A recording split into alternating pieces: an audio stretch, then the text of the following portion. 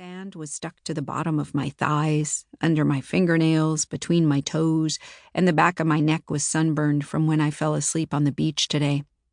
When Lee turned to me, I frowned and looked away. Our car, a blue Ford Thunderbird that Lee had named the Travel Lodge and that Sarah's mom let us borrow for the week, was filled with empty Miller Lite and Tab cans, Egg McMuffin wrappers, suitcases, wet towels, backpacks, bathing suits, sleeping bags, pillows, a giant gallon tub of extra crunchy peanut butter, and a large box of 250 Fig Newtons that we'd taken from our sorority house commissary before we left. "Maybe we should have stayed in North Carolina," Sarah sighed, "even if it was too cold and that condo smelled like cat urine and old people." "It's not my fault that my aunt's place smelled so bad," Ducky said. Sarah sighed again. "No one's blaming you." "But we couldn't stay there," Ducky said. "It was going to rain for the rest of the week. I need a tan. We gotta have tans for the end of our senior year." I couldn't have cared less about tans.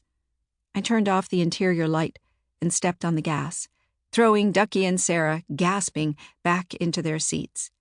Lee gripped the dashboard with both hands. Water from the puddles slapped the passenger side window as I turned the corner and kept going. Lee made a circle on the foggy windshield. Then she leaned over and made a circle for me too, and now I could see a bit better. She said, "You should turn here." I didn't want to turn. I didn't want her to be right.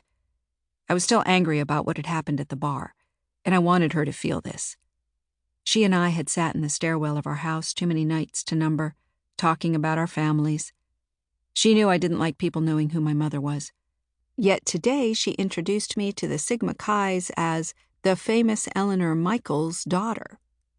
We came to a dead end. Ducky and Sarah groaned. "Oh my God, Claire, you're the worst driver," Ducky said. "Shut the fuck up," Lee yelled. "She's doing the best she can." Ducky sunk back in her seat. Lee frowned and flipped on the light again. As she tucked her long black hair behind her ears and studied the map, I felt something flip in my stomach. I knew why she did what she did today.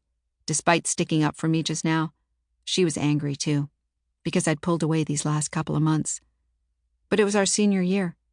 I didn't want to be so intense. I didn't want to talk endlessly. I was the only person she'd ever confided in about how upset she was with her aunt's arrest, or what might happen if she didn't get the film internship in New York. And I especially didn't want to keep talking about our friendship. I rubbed my temples again. For years, Lee had been the kind of friend I'd never had. Trustworthy, earnest, interesting. And not at all like many of my junior high and high school friends who sucked up to me because of my mother. Where were they all now? I didn't know. I'd flitted from group to group in high school, 1 foot in, 1 foot out, so that it was easy to just fall away once I left for college. I glanced at Lee. Not since junior high had I had a best friend. Lee and I had been nearly inseparable these last 4 years, but I knew she didn't have the thoughts I'd had lately, that sometimes I didn't want to be around her, that I didn't want to share an apartment with her after we graduated, as we'd loosely planned. Cool sweat broke out across my upper lip. "I'm so sick of this car," Sarah said. "I'm so sick of it too," Ducky echoed. "I think we should go back the way we came." Lee reached up and switched off the light. I nodded, defeated, and turned the car around. As we approached the intersection where a few minutes ago Lee had told me to turn, I sped up and whipped the car around the corner. 1 block up, we saw the sign. 86th Street. I turned and slowed until we pulled up to number 27. Finally. "Yes, we're here. Thank God, because we're out of beer. Oh, that rhymed." Ducky laughed, cleaned a small space on her window with her fingers, and looked out. "It's kind of small, though. What do you think, Claire? Lee?" Lee stared at the house. "Something doesn't feel quite right." "You aren't going to talk about that bullshit karma crap again, are you?"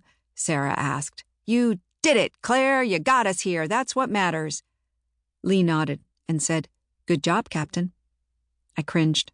I hadn't done a damn thing. She'd gotten us here. Anger boiled up to my cheeks. Stop trying to placate me. "Maybe this isn't even it," Ducky hiccuped. "Are you sure this is it?" We stared at the house. "That's what Donnie told me," Sarah said. "Come on, let's go." No one moved.